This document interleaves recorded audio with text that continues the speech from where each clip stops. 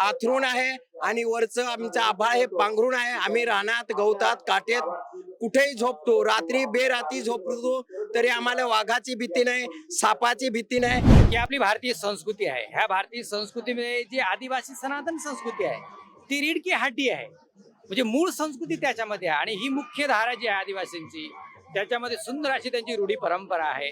आदिवासी भागात चप्पल अजिबात नाही. हे आता एक 5-6 वर्षा निघली चप्पल, तर आम्हाला चप्पल म्हणून माहित नाही. आमच्या इकडे वडीलधारी कसं असलं, एखादा साहेब असला तर तिकडे साहेब बसला तर इथेच आम्ही चप्पल काढून ठेवायची आणि त्यांच्या जवळ सलाम म्हणजे नमस्कार करायला, राम राम करायला जायचा.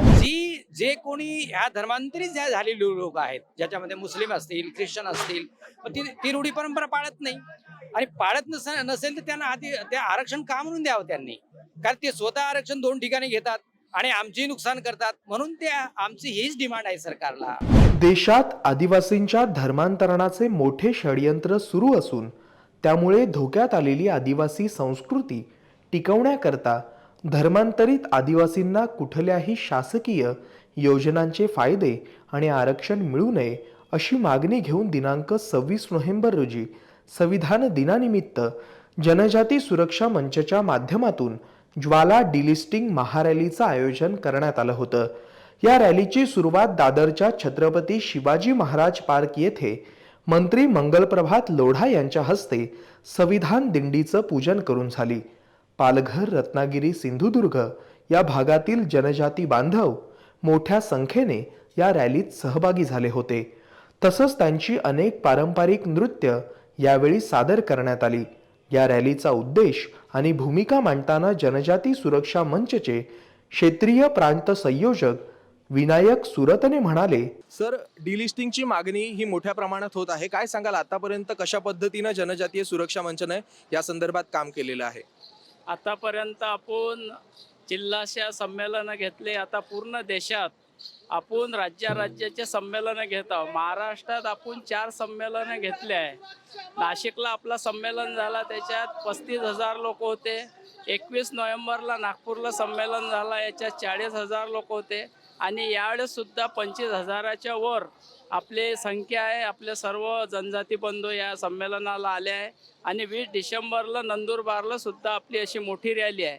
आपण पूर्ण प्रांतशहा राज्यशहा आपण पूर्ण देशात ह्या रॅल्या घेत आहोत. आतापर्यंत साधारणतः 200 रॅल्या ह्या आपल्या पूर्ण देशात झाल्या आहे आणि पूर्ण देशात आपण ह्या रॅलीचा हे करून सरकारला डिलिस्टिंग हा ठराव पास झाला पाहिजे याची मागणी आपण दिल्लीपर्यंत करणार आहोत. याच्यासाठी दुसरा जो टप्पा आहे राज्यानंतर आपण दिल्लीला सुद्धा अशी एक मोठी महारॅली काढणार आहोत आणि माननीय राष्ट्रपतीजी, पंतप्रधानजी आणि सर्व आपल्या मंत्रालयात जाऊन हा कायदा आपण पारित करणार आहोत. जोपर्यंत हा कायदा होणार नाही तोपर्यंत जनजाती बंधू हा लढत राहणार आहे आणि असेच मोर्चे असेच वेगवेगळ्या मागणीसाठी जोपर्यंत हा कायदा पास होणार नाही तोपर्यंत आपण थांबणार नाही.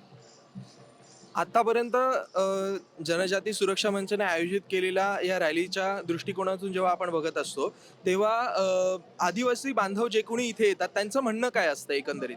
त्यांचं म्हणणं आहे की आमची संस्कृती परंपरा हे टिकून राहिली पाहिजे. आज जनजाती भागात धर्मांतरण हा खूप मोठ्या प्रमाणात होत आहे आणि एवढ्या वर्षापासून जी आपली परंपरा टिकून आहे, आपली देवदेवता, आपली बोलीभाषा, आपली सणवार हे जे टिकून आहे, आपली संस्कृती टिकून आहे. पण बऱ्याचशा भागात जनजाती समाज धर्मांतरित झाला आहे आणि दोन्ही इकडून याचा लाभ घेत आहे. इकडून आदिवासीच्या सवलती घेत आहे, आदिवासीच्या योजना घेत आहे आणि तिकडून ख्रिश्चन आणि मुस्लिमांच्या सुद्धा सवलती घेत आहे. म्हणून जनजाती बांधवांची मागणी आहे की आमची संस्कृती परंपरा हे टिकून राहिली पाहिजे. याच्यासाठी 4ही ठिकाणी महाराष्ट्रात एवढ्या मोठ्या संख्येत समाजांनी हे मागणी मान्य केली आहे. म्हणून 30 ते 40,000 प्रत्येक महारॅलीत आपले समाज एकत्र येत आहे. हे समाजांनी आपली शक्ती दाखवून दिली आहे. म्हणून समाजाची हा कायदा पास झाला पाहिजे, त्यासाठी समाज हा एकत्र आला आहे.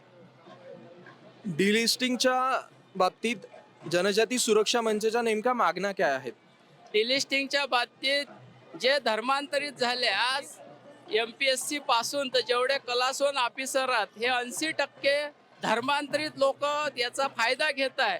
जनजाती सुरक्षा मंचाचा म्हणणं आहे की जे खरे आदिवासी आहे, जे खरे जनजाती आहे, यांना जी सवलत मिळाली पाहिजे. आज दुहेरी लाभ धर्मांतरित झाल्यानंतर आदिवासीचे सुद्धा योजना घेत आहे आणि त्याच्यानंतर तिकडं मुस्लिम आणि ख्रिश्चनच्या सवलती घेत आहे. म्हणून जनजाती सुरक्षा मंचाची एकच मागणी आहे की जो खरा जनजाती समाज आहे त्यालाच ही योजना मिळाल्या पाहिजे आणि सवलती मिळाल्या पाहिजे.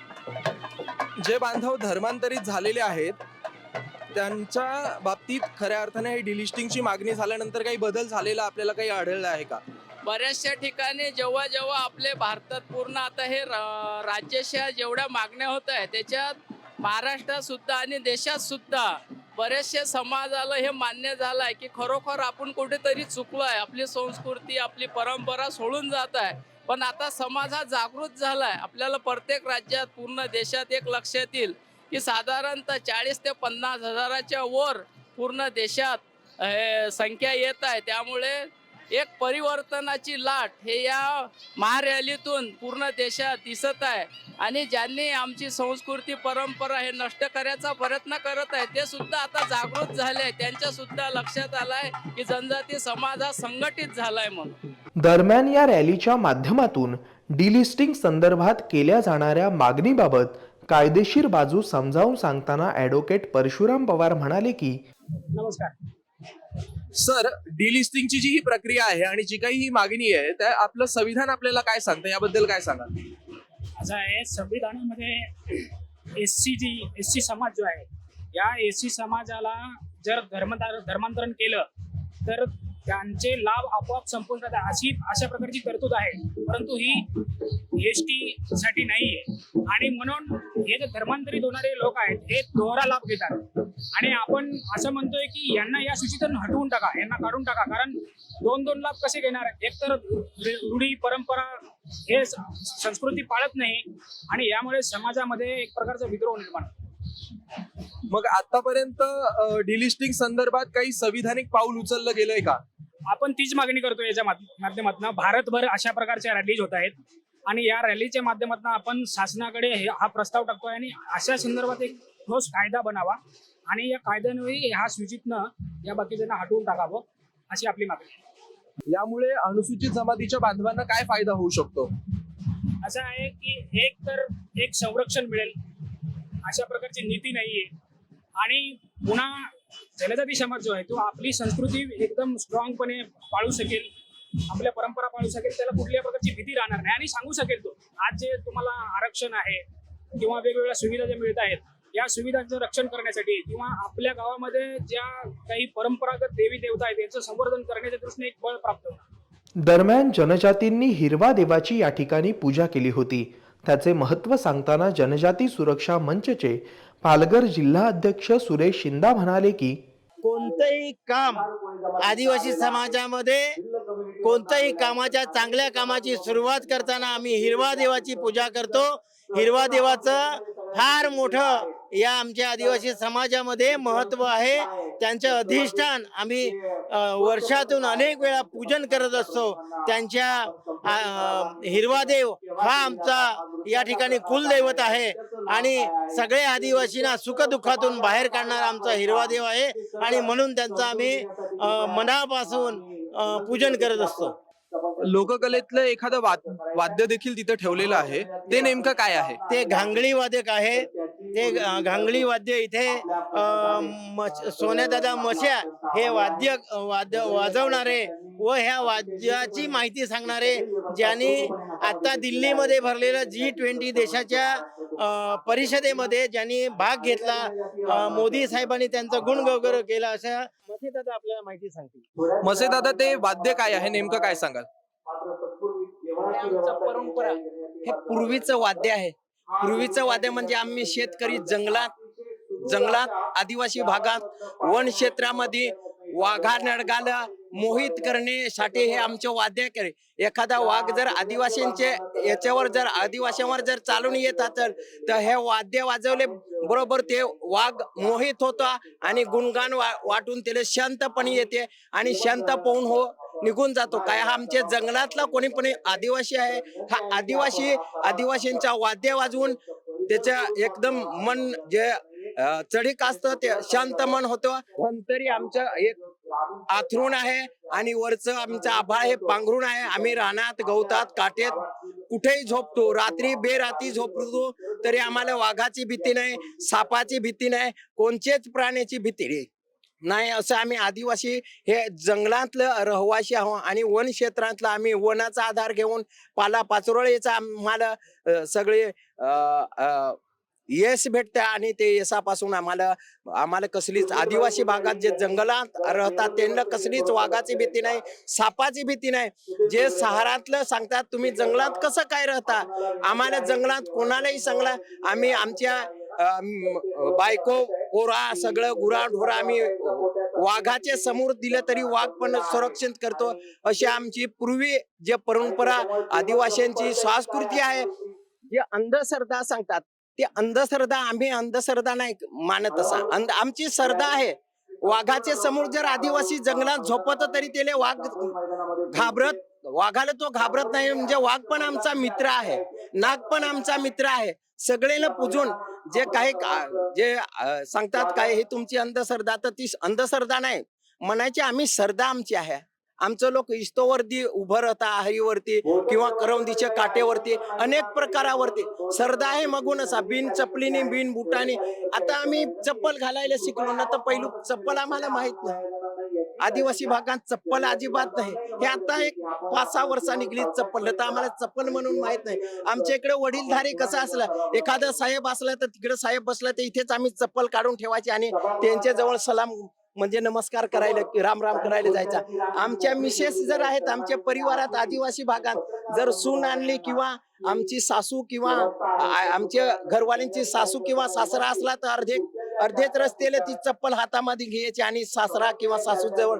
असा आमचा आदिवासींचा तो आदर आहे. तर बाकीचे लोक जर असं आम्हाला जर संस्कृती जर बुडवत असेल तर तसे आम्ही ते बुडून देणार नाही. हे वाद्य वाजून दाखवू शकता तुम्ही?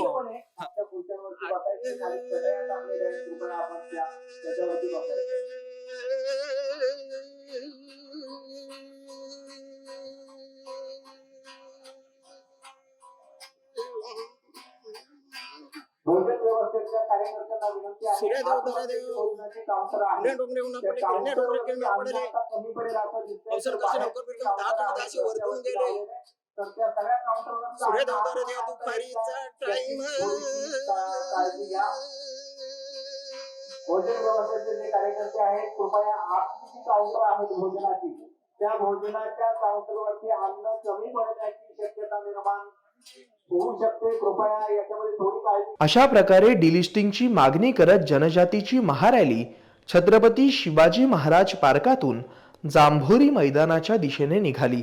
तिथे मंचावर उपस्थित रमणगिरी महाराज आणि ठमाताई पवार म्हणाल्या की, तर महाराज एकंदरीत हा लोकांचा जो काही प्रतिसाद आहे आणि लोक जी खेडोपाड्यातून गावागावातून तांड्यातून वस्त्यांमधून इथे वर आलेली आहेत त्यांना काय सांगाल? हो, मी आता अनेक मीडियांना हाच एक मेसेज देतो की आपली भारतीय संस्कृती आहे. ह्या भारतीय संस्कृतीमध्ये जी आदिवासी सनातन संस्कृती आहे ती रीड की हड्डी आहे. म्हणजे मूळ संस्कृती त्याच्यामध्ये आहे आणि ही मुख्य धारा जी आहे आदिवासींची त्याच्यामध्ये सुंदर अशी त्यांची रूढी परंपरा आहे. त्या परंपरेनुसार आदिवासींना स्वतः त्यांना आरक्षण भारत सरकारने म्हणा जे कोणी महापुरुष याच्यामध्ये येऊन गेले त्यांनी त्याच्यामध्ये तरतूद करून त्या आदिवासींना आरक्षण दिलेलं आहे. ते आरक्षण याच्यासाठी दिलं त्याची सुंदर संस्कृती आहे. ती रूढी परंपरा ते जपतात आणि त्यासाठी त्यांना ते आरक्षण आहे. आणि जे कोणी ह्या धर्मांतरित झालेले लोक आहेत ज्याच्यामध्ये मुस्लिम असतील ख्रिश्चन असतील ती रूढी परंपरा पाळत नाही आणि पाळत नसेल तर त्यांना आधी ते आरक्षण का म्हणून द्यावं त्यांनी. कारण ते स्वतः आरक्षण 2 ठिकाणी घेतात आणि आमचेही नुकसान करतात. म्हणून ते आमची हीच डिमांड आहे सरकारला किंवा जे कोणी जनजाती सुरक्षा मंचाकडून त्यांना आम्ही सपोर्ट करतो की हीच डिमांड आहे की त्या जे आमच्याकडून धर्मांतरित झाले इतर त्यांचं आरक्षण रद्द करावं हीच आमची डिमांड आहे. एकंदरीत देशभरामध्ये जर आता सध्या वातावरण बघितलं तर धर्मांतरणाचं प्रमाण खूप वाढत चाललंय आणि हे धर्मांतरणाचं प्रमाण कुठेतरी रोखलं जावं याच्यासाठी ही जनजाती सुरक्षा मंचाची एक पाऊल आहे आणि ते पुढे त्याचं वटवृक्ष होणार आहे. तर ह्याबद्दल धर्मांतर रोखण्यासाठी किंवा लोकांना आपण काय संदेश देऊ इच्छिता? हो, म्हणून त्यासाठीच आम्ही सांगितलं की मी अनेक मीडियावाल्यांना हेच बोललो की बाबा ही आपली भारतीय संस्कृती जी आहे ना त्याच्यामध्ये आदिवासी सुंदर संस्कृती आहे. ह्या संस्कृती संपूर्ण विश्वाने आज त्याचा स्वीकार केलेला आहे. कारण भारत जगद्गुरु का आहे? भारत जगद्गुरु यासाठी आहे की भारतीय संस्कृती सुंदर आहे. आणि त्या संस्कृतीमध्ये आदिवासी संस्कृती आहे, सनातन संस्कृतीला आपण म्हणतो. त्याचे धरोहर लोक आहेत, आदिवासी लोक आहेत. आणि म्हणून ती संस्कृती जपण्यासाठी आज संपूर्ण संघ परिवार जो कोणी असेल ती ह्या लोकांना प्रमोट करून की बाबा तुम्ही तुमची संस्कृती जपा, तुम्ही तुमची संस्कृती जपा, म्हणजे आपली संस्कृती भारतीय संस्कृती जपा. भा म्हणजे आत्मविद्या, रथ म्हणजे त्या आत्मविद्येमध्ये रथ झालेला भारत देश आहे. ही ती त्याची सनातन संस्कृती आहे आणि सनातन संस्कृतीचा हा एक पार्ट आहे. म्हणून ह्या संस्कृतीचं रक्षण होणं हे सगळ्यांचं कर्तव्य आहे. म्हणून संपूर्ण समाज किंवा संपूर्ण जे काही समाजाच्या विरुद्ध अन्य लोक आहेत ती सुद्धा ही संस्कृती जपण्यासाठी त्याचं संरक्षण करण्यासाठी एकवटलेली आहे. काय सांगाल ताई की खऱ्या अर्थानं डिलिस्टिंग हे का महत्वाचं आहे? रिलेशन का महत्वाचं आहे त्याचं कारण हले एकूण समाजामध्ये हे सगळं पसरतंय. असं पसरतंय की लोकांना धर्मांतर केले जातं आणि लोक भोळी बाबडी आहेत. जो आमचा आदिम जमात आहे हे भोळे बाबडे असतात आणि मग त्यांना फसवले जातंय. आणि फसवले असं जातंय की जेणेकरून हे तुमचे देव फेकून द्या, आमच्या देवाची पूजा करा, तुमच्या परंपरा आहेत त्या पाळू नका असे जे म्हटले जातं तर ते कुठंतरी थांबलं पाहिजे. आज मुंबईमध्ये जी काही ही रॅली आयोजित करण्यात आली होती या रॅलीमध्ये जवळपास 12 ते 15,000 आदिवासी बांधव आपले वेगवेगळ्या ठिकाणातून कोकण प्रांतातून इथे आले होते आणि एकंदरीतच या आयोजनाबद्दल आणि एकंदरीत या जनजातीय सुरक्षा मंचाच्या उपक्रमाबद्दल काय सांगाल?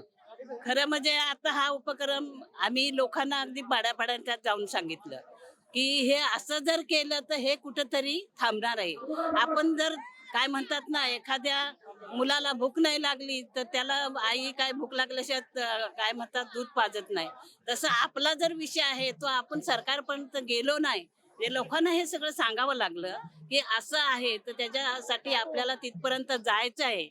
लोकांना 10-10 वेळा हे सगळं सांगावं लागलं आणि मग हे लोक तयार झाली. आणि खरंच सांगते तुम्हाला की असं म्हटल्यावर लोक इतकी तयार की हा ताई खरंच आहे हो ह्याच्यासाठी खरंच आम्हाला गेलं पाहिजे. आजपर्यंत कातकरी समाज कधीही ह्या मैदानाला आला नव्हता, पण जर आपल्या हिताचा विषय आपल्या धर्मांतर किंवा आपल्या लोकांवर अन्याय होतो ते आपण गेल्याशिवाय आपल्याला आपलं न्याय भेटणार नाही. अशा प्रकारे भव्य दिव्य स्वरूपात 25,000 पेक्षा अधिक आदिवासी बांधवांच्या साक्षीने ही डिलिस्टिंग महारॅली पार पडली. तुम्हाला हा डिलिस्टिंग महारॅलीचा ग्राउंड रिपोर्ट कसा वाटला हे कमेंट करून नक्की कळवा. असेच माहितीपूर्ण व्हिडिओ पाहण्यासाठी MahaMTBच्या यूट्यूब चॅनलला सबस्क्राईब करा आणि फेसबुक पेजला लाईक करा. धन्यवाद.